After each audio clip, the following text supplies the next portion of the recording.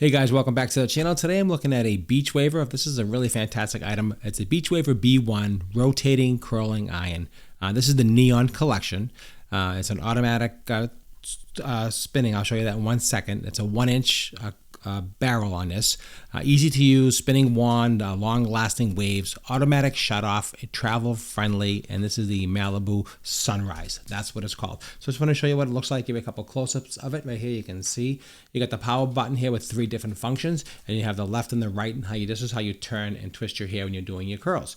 Now you put your hair right inside in the side of the a small piece of hair, and then you wrap it around the barrel, and that's how you make those really cool twirls, those waves.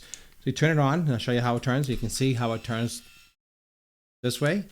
Then it goes the opposite way. You can just see how that works. Functionality is fantastic. It works really well. It gets hot very fast. Just to let you know, you can see the settings, how it's flashing. It tells you what settings. You got low, medium, and high.